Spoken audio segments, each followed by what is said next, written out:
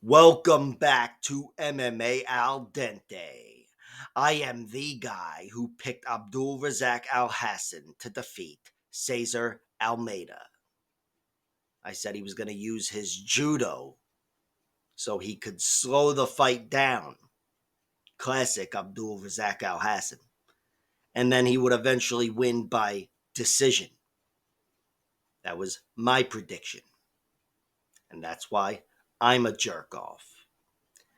But I did get some things right, and I will cover it all here in my recap of UFC Fight Night 240 Fuck Dern versus Ribas 2. Before I recap the Fight Night event here, I want to say I was so fucking pumped that the UFC was back. I hate that 4-week layoff they have every year now, December to January pretty much. There's always some shit in between. The holidays, of course, and Rising, the New Year's Eve show, and some boxing fights and whatever. But the UFC is where it's at, and I'm so fucking pumped that they're back. This event was pretty damn good. The card itself wasn't too strong, so that puts a lower ceiling on how great the event could be. But this event was still awesome. About as good as it could be, although maybe, Bruno Lopez slowing things down kind of hurt it a little bit early on. But I still thought this was a really exciting night of fights. Some beautiful fucking knockouts, some beautiful arm bars as well. And actually, yeah, 2 arm bars. And this was action packed. I'm going to start at the top here. Mackenzie Dern beat Amanda Ribas. She got her out of there with an armbar in round 3, 4 seconds left. I think this is probably her best victory to date, and this is probably her best performance. It wasn't easy. I did think it was 1-1 going into round 3. Of course, I thought Mackenzie Dern would have won round 3 with another 4 seconds. And that itself, in that regard, that's a great statement for her to make, being in the realm of winning a decision, being up 2-1 against a girl who shut her out largely 5 years ago. Amanda Ribas won 30-27, and she was able to jab up Mackenzie Dern and keep her from getting her down and ever being too comfortable. And she did stuff her guard pretty well in round 2 here and got on top of her. But this was a totally different fight. Mackenzie Dern made that clear in round 1, getting her down. And in round 3, like I said, I thought she was going to win the round, but no need. She closed the show with an armbar. And Ribas fought that armbar well and for a while and on multiple occasions, but Mackenzie Dern is too damn good, and she becomes the first girl to submit Amanda Ribas, which is just another big statement. This was a really good victory, a pivotal fight for her. I think if she lost this fight, being 0-2 against Amanda Ribas, not that Ribas sucks at all, she's an excellent fighter, but it still would really hurt Mackenzie Dern's contendership, if that's a word, and her championship dreams and the rest of it. Ribas, this is not a great loss for her. This doesn't totally knock her out of the water. She's been floating around different weight classes too, suffering a few different losses, but she's still a viable contender. And of course, she still has a win over Mackenzie Dern. So even though Mackenzie Dern kind of wins the series if it ends here, especially by getting the finish, Amanda Ribas is still in her realm, at least on paper. And, in the cage as well. Like I said, they were even going into round 3. But Mackenzie Dern is the alpha submission artist. She can submit anybody, and nobody can submit her unless there's some fluffy Hernandez out there. But here she gets a nice chance to remind everybody. Mackenzie Dern, I don't know when the last time she got a submission was. Couldn't have been too long ago, but it's long enough where I can't remember and tell you exactly who it was. Nina Nunes? I don't even know. But here she shows again, she's fucking exceptionally dangerous, and no matter who you are, you're in danger of getting tapped. Santiago Ponzinibbio beat Carlston Harris, another round 3 finish, but this one is a last round finish because it was a 3-round fight, and I was really pleased with this from Santiago Ponzinibbio. This was an excellent win for him. He was hurt. He was dropped a few times. I want to say in general he was getting the worst of things, although he still looks sharper in a way and was taking it to Carlston Harris himself. And then in round three, I don't know. Maybe I have to rewatch a stoppage. I know there was some talk of controversy there, but I didn't think it was too bad when I was watching it live. And I thought he did a great job closing the show after he had Carlston Harris hurt, smelt blood in the water, and running on fumes, I'm sure, or close enough, with just a few minutes left in a war. He forced a stoppage. This was one of the best wins in Santiago Ponzinibbio's career. We've seen this type of thing before, but here he's 38 or whatever, and he got this shit done. Carlston Harris, I thought he looked good here, funky and weird and tricky, but definitely a formidable striker.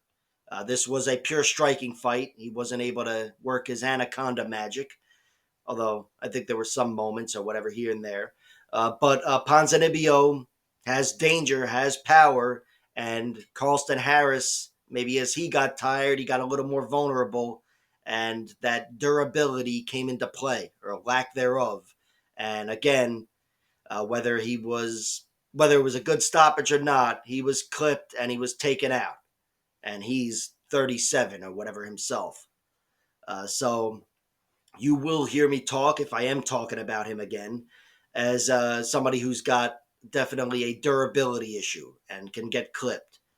But regardless, I thought he gave an excellent fight here. This was an excellent co-main event, and Ponzinibbio getting what I want to call a comeback knockout in the final round. That's about as good as it gets. These guys are both veterans and they're older guys, but Ponzinibbio is the veteran. He's the UFC guy, and I always root for the UFC guy, that veteran, to pull shit out like this. And this was probably my favorite fight of the night.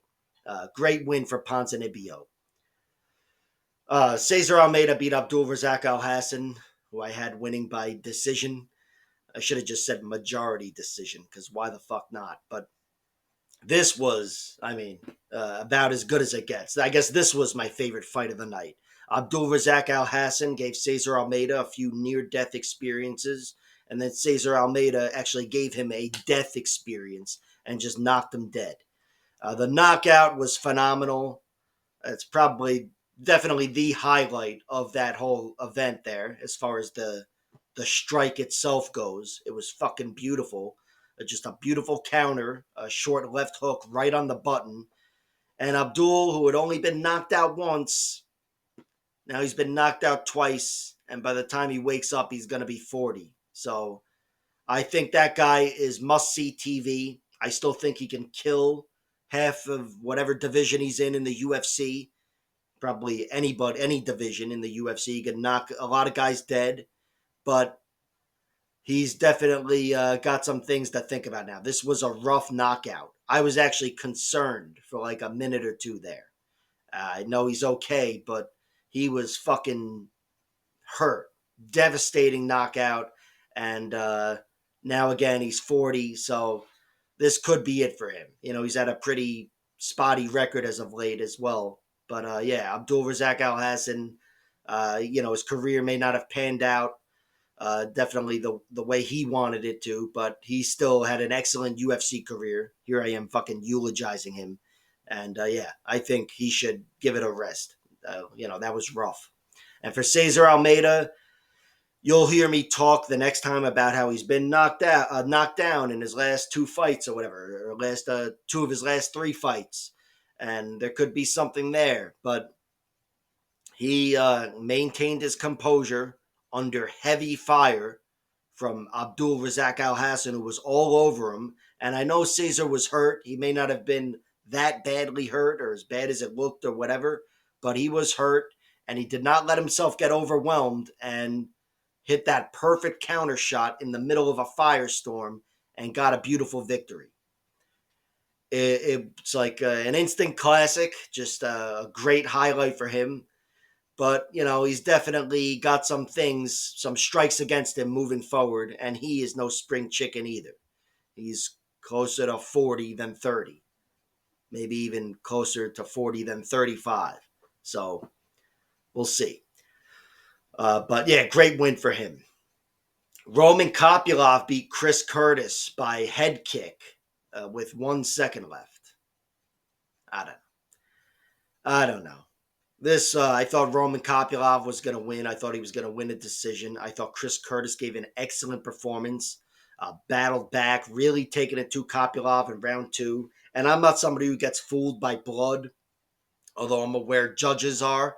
And that only made it more certain that things were going Chris Curtis's way. But he took over that fight in the middle there.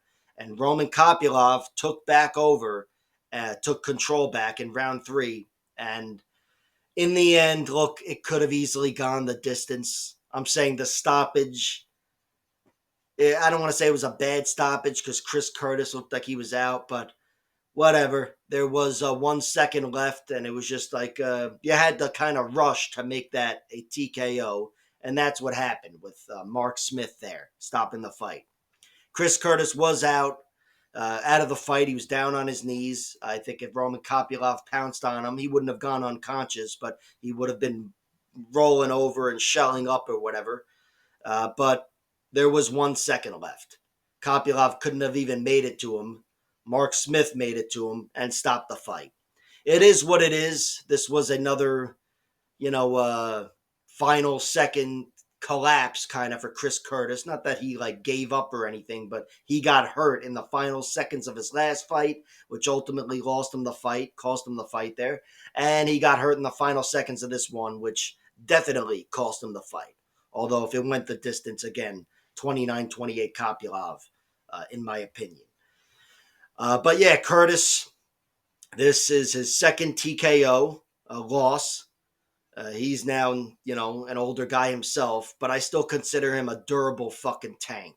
Tough as all fuck, and a guy who can give a close battle to anybody, especially any striker. And Roman Kopylov, he's a guy who maybe he should have won this by decision, but he's already got a rep for putting guys away in rounds 2, round 3, even round 4, and a good amount of them with kicks. And this is just another example of that now on his record. Round 3 head kick TKO with 1 second left. Excellent win for Roman Kopylov. Like I said, it would have gone his way anyway, but he gets the stat, the KO. Christian Rodriguez beat Austin Bashi by decision. This was just excellent. Christian Rodriguez, I thought he was going to be facing a storm early and then taking over down the stretch. And he brought the storm early, really taking it to Austin Bashi, stifling that wrestling, tossing him on his head, and of course, in between all that, boxing him up. And I thought C-Rod looked incredible in round one. And after round one, which I thought went to Christian Rodriguez, I live bet on Christian Rodriguez at minus 145. Not that I'm in a rush to tell you about my live bets, because believe me, I get a lot of live bets wrong. But I think from the way I talk about C-Rod, if he wins round one, I'm betting on him to win at that point. And he wasn't able to get the stoppage down the stretch, so I hit those little sprinkles and whatever, but he did take over the fight. After round 2 kind of being neutralized and slowed down a little bit with the wrestling, he outlasted Austin Bashi and took it to him and put a stamp on his victory. I thought C-Rod looked great in this fight. I thought he looked better as a featherweight, although that could just be the commentators, brainwashing me. He looks bigger. He looks stronger. But he did handle Austin Bashi pretty well. And I think Austin Bashi is going to be I can't say a contender or whatever, but he's going to stick around the UFC for a while. He's got something to offer, even at 23 years old. But that's the thing. He's 23, and C-Rod knows how to beat any 23-year-old. He's got so many excellent traits about him as a fighter, and here he didn't do it the exact Christian Rodriguez way. Like I said, he was the guy in round 1 taking it to him, but he still was the last man standing in round 3. So if you bet on Christian Rodriguez more heavily than I did, congratulations. That was an excellent win for him as an underdog, taking out another young, undefeated prospect and potential monster in the future. Speaking of monsters, Punahale Soriano. Holy shit. I had this one wrong. I said Medic would knock him out, and I had him winning in like round three. But Punahale Soriano, he could just be another one of these Joaquin Buckleys where it's a different story at welterweight. That's 15 pounds, and he looks like a brand new man and a brand new fighter at welterweight. Two big wins in the UFC already, 2-0, and this one, of course, is a highlight for his, one of the best knockouts of the year, I'm sure. And maybe not. I don't know. I have to rewatch it, but it was fucking beautiful. But either way, it's one of the best highlights on his highlight reel, and he's the first guy to legitimately knock out Uros Medic. Medic could have been TKO'd by Jalen Turner, and of course he's been dropped before, like I mentioned in the pre-fight, Matthew Semmelsberger and whatever.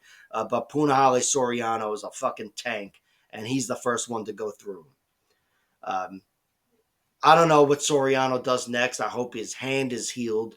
I'd love to see him get right back at it and just show everybody there's a new welterweight contender. But yeah, he's got big things coming for sure. Felipe Bunez got Jose Johnson out of there with an armbar in 2 minutes. I just think Jose Johnson, even though he hasn't been too submittable as of late, yeah, I saw the twister. But he's a guy who's historically been submittable, and Felipe Bunez is so fucking dangerous down there that no matter who you are, you're in trouble. Unless you're Juicy Formiga, I guess. But Johnson, with those long, thin arms, and with the way Felipe Bunez is at attacking arms, I think it was always destined to end this way. Jose Johnson, he's a fucking dangerous guy. He's got bricks in his hands. And Felipe Bunez, I think, was at a disadvantage on the feet, even though he's got some tricks up his sleeve. But on the ground, it was his world, and he closed the show within seconds of getting down there. Excellent win for Bunez. He shows that he's got something to offer the UFC after a kind of a shit debut, collapsing a bit against Joshua Van, although that's very fucking forgivable. But here, yeah, he gets a big win and a nice highlight himself. Marco Tullio gets a 3-minute knockout over Ihor Potieria. It was 3 minutes of fighting, and I think the fight was like 15 minutes because there was a lot of stoppages and bullshit and whatever. But yeah, once they were back, Marco Tullio was too dangerous for Ihor. Caught him with a few right hands, a short one as he was turning, and then pounded the shit out of him. And eventually knocked him out, I think. I have to rewatch that, but I think he went unconscious, getting pounded on the ground. But regardless, I don't know if Ihor Potieria is going to be somebody I'm breaking down in the future. But Marco Tullio, certainly I'll be breaking him down, and you'll hear me say, yeah, this is another example of his fucking danger. This guy is dangerous. Thiago Moises beat Trey Ogden by decision. I thought Thiago Moises had a really good start, really, really good in the first 2 minutes of round one. And then Trey Ogden took over the fight. I thought he took over stand up, and Thiago Moises was never going to be able to battle his way back in. And then I think Thiago did clip him with a few hard shots in the middle of round two and ended up taking over by getting on top of him. That's what happened. He chopped him down. He fucking chopped him down. That's what happened. Yeah, those leg kicks, which were working well early. Like I said, those first 2 minutes, he was doing incredibly well, and those leg kicks were a big part of it.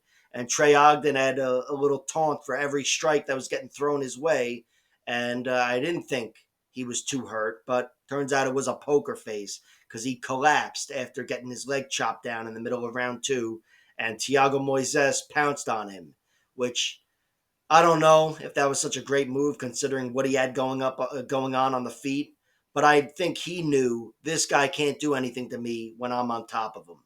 He can't move me, and he's not going to submit me, and he took the round. I think he saw an invitation to win round two, and he did that.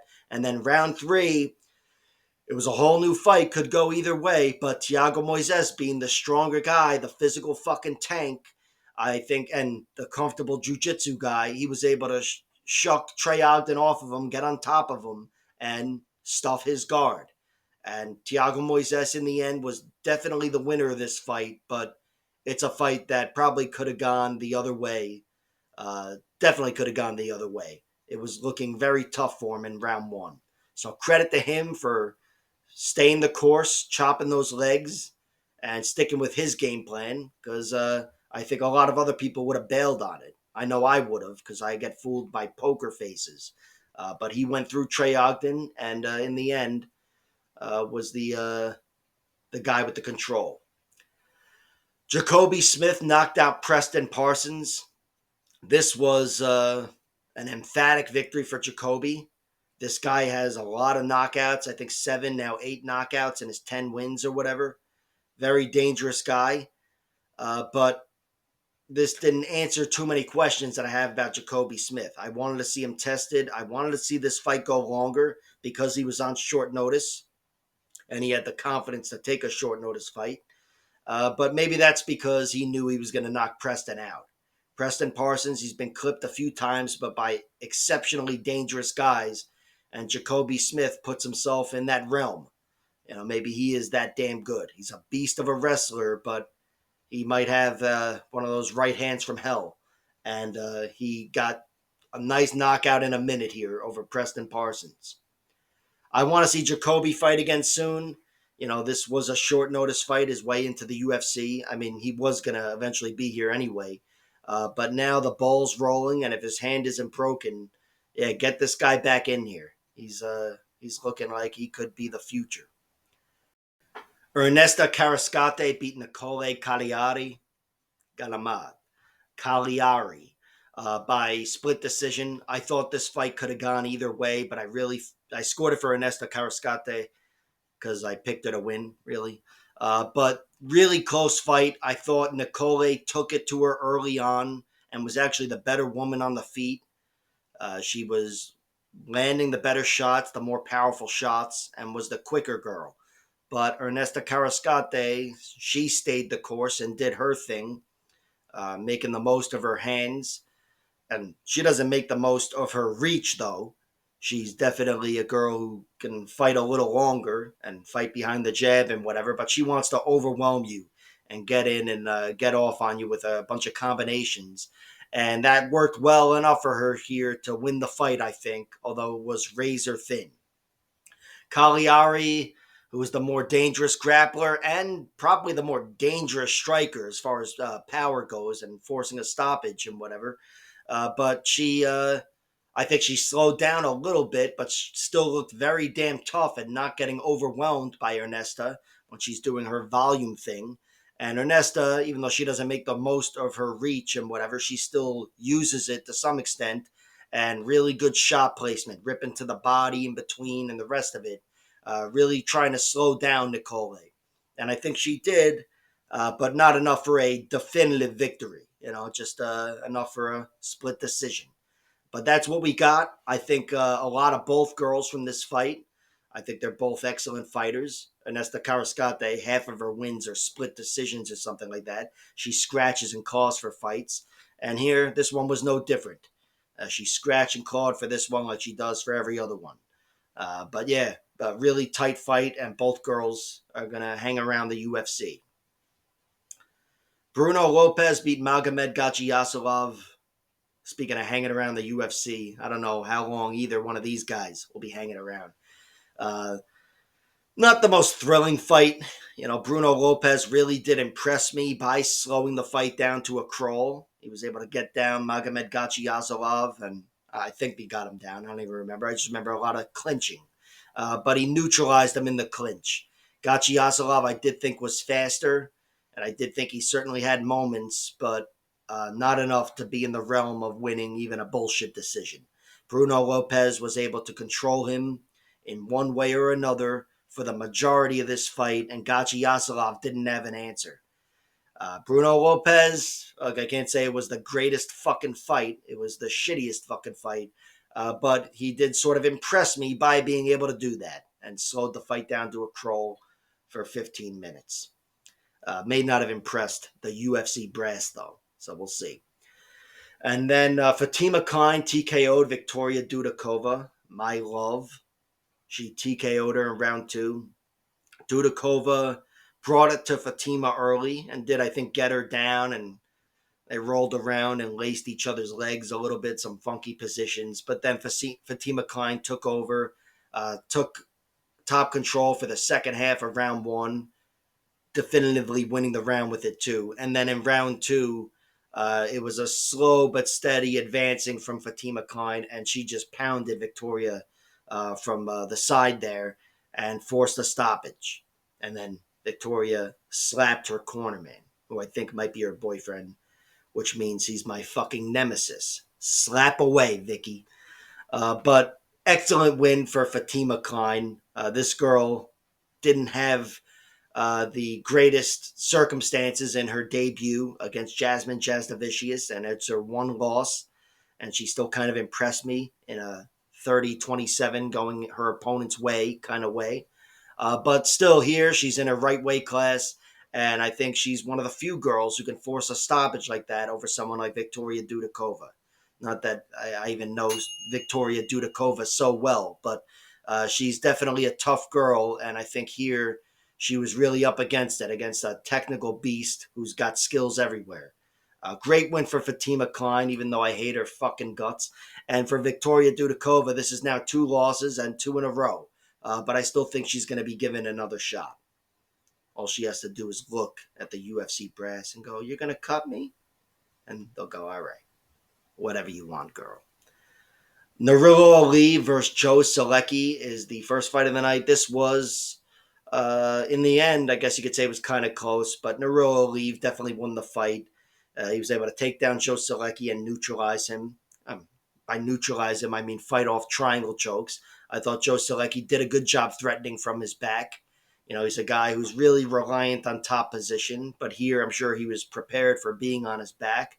And he gave Ali something to think about and something to fight for 10 minutes before, in round 3, Joe Selecki, not that he completely took over or whatever, but he won round 3 and he got on top of Ali and looked good in the final moments there. I think Joe Selecki could have worked wonders if he got on top of Nurullo Ali for a longer period of time. But of course, Ali probably knew he was up 2 rounds anyway, and he kept himself safe. Didn't lose a 10-8 round or anything close, and ended up walking away with a pretty decisive victory. For Joe Selecki, though, this was a tough matchup stylistically, and of course, him taking the fight on short notice really sucked, added to the shittiness of it all. But being the last man standing in a 15-minute fight and being the man in the 15th minute is a good look for him. So there's some moral victory there or whatever. But otherwise, it's a loss despite the shitty circumstances. And Nurullo Ali, despite the adversity, he's still undefeated. So on that alone, he's got my attention moving forward. Although he's not an exciting undefeated fighter like Jacoby Smith. But yeah, this was an excellent event. A few decisions early on. It started off a little slower, but definitely gave us our share of memorable finishes, knockouts, and some excellent fucking fights. I mean, the last 2 fights were perhaps the best 2 fights. Actually, I should just say the last 3 fights when you include Cesar Almeida and Abdul Razak Alhassan. But competitive fights, back and forth, and we get some violent finishes and some beautiful fucking arm bars, which are also pretty violent, I guess. Like, share, subscribe, all that horse shit, and check out my other videos.